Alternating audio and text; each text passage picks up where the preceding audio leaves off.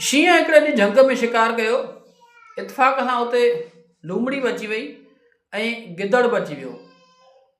शींहं गिदड़ खे चङो मुड़ुसु सम्झी ऐं शिकार सॼो हुन जे हवाले कयो ऐं चयईंसि त हिन खे तक़सीम कर। गिदड़ छा कयो, देरी न कयईं, गोश्त खे खणी 3 हिसनि में तक़सीम कयईं। हिकिड़ो हिसो लूमड़ीअ खे ॾिनई, हिकिड़ो पंहिंजे लाइ रखी, हिकिड़ो शींहं खे ॾिनई। अहिड़ी चङ मुड़ुसि ॾिसी शींहं खे ॾाढी कावड़ अची वई। ठका जो चंबो कढायईंसि त गिदड़ मरी पियो।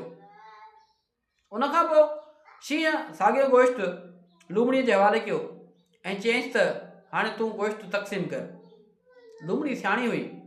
लूमड़ीअ छा कयो, जो गोश्त खे साफ़ करे तयारु करे ऐं सॼो जो सॼो शींहं जे हवाले कई। शींहं ॾाढो ख़ुशि थियो ऐं लूमड़ीअ खां पुछियईं त हीउ एॾो मुनसिफ़ाणो तरीक़ो तो किथां सिखियो। लूमड़ीअ चयो त गिदड़ जे अंजाम मां। दोस्तो, हक़ीक़त इहा आहे त सियाणा माण्हू उहे ई हूंदा आहिनि जेके हालात जे मुताबिक़ हलंदा आहिनि ऐं पंहिंजा फ़ैसिला हालात जे मुताबिक़ कंदा आहिनि। जेकॾहिं अॻियां ताक़त वधीक आहे त पोयां सब्र करण जी दानशमंदी हूंदी आहे। तव्हांखे असांजा वीडियोज़ कीअं था लॻनि, पंहिंजी क़ीमती राय खां ज़रूरु आगाह कजो।